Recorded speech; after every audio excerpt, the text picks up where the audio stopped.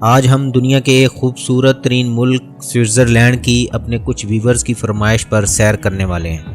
ہم جانیں گے سوئٹزرلینڈ کی کامیابی کا راز اور کئی ناقابل یقین معلومات جو آج سے پہلے آپ کو معلوم نہیں ہوں گی۔ ہمارے ساتھ جڑے رہیے، دیکھتے رہیے ویڈیو کو اینڈ تک۔ اس لوگ بزنس مائنڈڈ ہیں، یہ کاروبار کا کوئی موقع ضائع نہیں کرتے۔ باپ بیٹے کے ساتھ، ماں بیٹی کے ساتھ اور سسر داماد کے ساتھ کاروبار کرتا ہے اور اس کاروبار پر فخر بھی کرتا ہے۔ یہ مزاج سوئٹزرلینڈ کی کامیابی کا پہلا گر ہے۔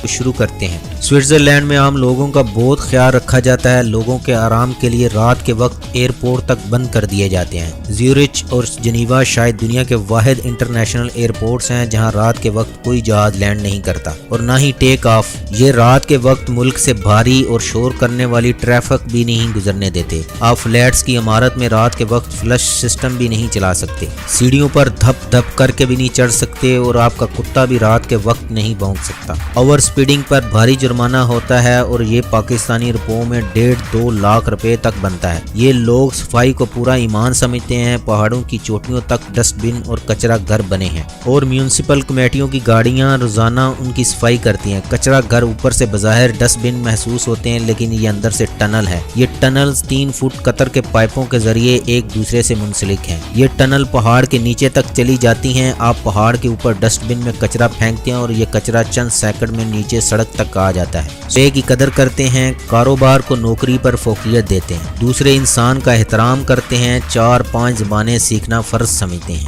پیدل چلنا اعزاز سمجھتے ہیں، ملک کا ماں باپ سے زیادہ احترام کرتے ہیں۔ سوئٹزرلینڈ سوشیالوجی کا عجیب گھر ہے۔ آپ جب تک اس کا مطالعہ نہیں کرتے آپ اس وقت تک ماڈرن لیونگ کو نہیں سمجھ سکتے۔ ان کی ماڈرن لیونگ کاروبار ہے۔ سوئس بابے اور مائیاں بھی خود کو ایکٹیو رکھنے کے لیے چھوٹے موٹے کاروبار کرتے رہتے ہیں۔ مارکیٹ کی تمام دکانوں اور ریسٹورانوں پر مائیاں نظر آئیں گی اور یہ بڑھاپے میں ٹھیک ٹھاک کام کر رہی ہوتی ہیں۔ حکومت نے فلیٹس میں رہنے والوں کو چھوٹے فارم ہاؤس الاٹ کر رکھے ہیں۔ یہ فارم ہاؤس فلیٹ کے قریب ہوتے ہیں، 3 سے 5 مرلے کے ہوتے ہیں۔ الاٹی اس فارم ہاؤس میں چھوٹا سا لکڑی کا ہٹ بنا سکتا ہے، لکڑی یا تار کی 2-3 فٹ اونچی فینس لگا سکتا ہے اور باربیکیو کی ایک انگیٹھی بنا سکتا ہے۔ لوگوں نے ان فارم ہاؤسز پر سبزیاں اور پھل اگا رکھے ہیں۔ ہر فارم ہاؤس میں انگور کی بیلیں، اسٹرابری کے پودے اور موسمی سبزیاں اگی ہوتی ہیں۔ یہ لوگ شام کے وقت اپنے فارم ہاؤسز میں باغبانی کرتے ہیں اور چھٹی کے دن خاندان کے ساتھ باربیکیو۔ یہ فارم ہاؤس کی پانی کی ضرورت بارش سے پوری کرتے ہیں۔ ہٹ کی چھت کے ساتھ پرنالے لگے ہیں اور پرنالوں کے نیچے بڑے بڑے ڈرم پڑے ہیں۔ سوئٹزرلینڈ ماڈرن لیونگ کا ایک شاندار ماڈل ہے۔ رقبہ پاکستان سے 20 گنا کم یعنی صرف 41,288 مربع کلومیٹر۔ آبادی ہمارے شہر لاہور سے بھی کم یعنی 82 لاکھ۔ ملک میں کوئی سمندر نہیں، کوئی بڑی انڈسٹریل سائٹ نہیں، ملک سے تیل نکلتا ہے، سونا اور نہ ہی یورینیم۔ ملک میں پہاڑوں، جنگلوں اور جھیلوں کے سوا کچھ نہیں۔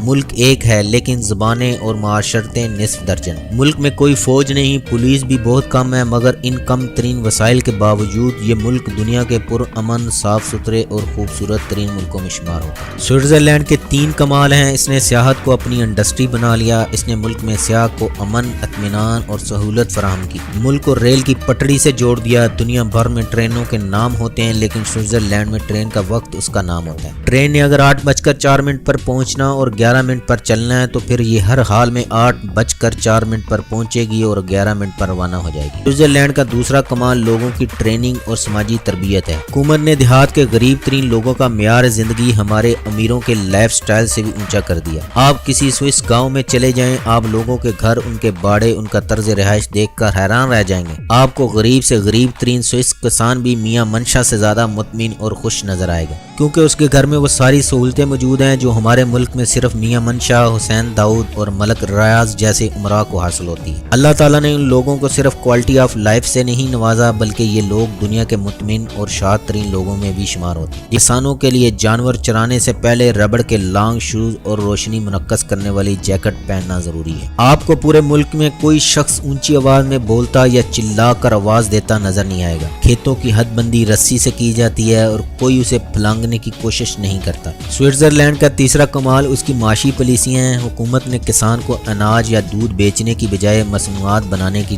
ٹریننگ دی، چنانچہ ان لوگوں نے گھروں میں چھوٹے چھوٹے صنعتی یونٹ لگا رکھے ہیں۔ یہ دودھ کی بجائے کریم اور پنیر بیچتے ہیں۔ ہیں۔ یہ گندم، دالوں اور جو کا دلیا بنا کر مارکیٹ کرتے ہیں اور یہ پھل کی بجائے جوس اور ٹن پیک فروٹ فروخت کرتے ہیں۔ یہ ہوٹلنگ اور میزبانی کی انڈسٹری میں بھی بہت آگے ہیں۔ آپ کو جتنے ہوٹل اور ریسٹورانٹ اس چھوٹے سے ملک میں ملیں گے، آپ کو شاید اتنے پورے بر اعظم افریقہ میں نہ ملے۔ یہ ملک صرف ملک نہیں ہے، یہ ترقی، امن اور خوشحالی کا پورا فارمولہ ہے۔ مشہور زمانہ مزاحیہ اداکار چارلی چپلن نے اپنی زندگی کے آخری 25 سال بھی سوئٹزرلینڈ میں ہی گزارے تھے۔ سوئٹزرلینڈ کے تمام گھروں میں اور میونسپل کمیٹی میں ایسے تہہ خانے ہیں جن میں یہ لوگ 6 ماہ تک چھپ کر رہ سکتے ہیں۔ تمام سوئس بچے فوجی ٹریننگ لیتے ہیں، تمام لوگ فوجی انداز میں ہتھیار چلانا جانتے ہیں، لہٰذا اگر گڑبڑ ہو جائے تو تمام بالغ سوئس لوگ فوجی بن جائیں گے۔ سوئٹزرلینڈ میں 3000 سے زیادہ جگہ سے پل، ریلوے اور سڑکوں کو ایک بٹن دبا کر زمین بوس کر کے دشمن کے تمام داخلی راستے بند کیے جا سکتے ہیں۔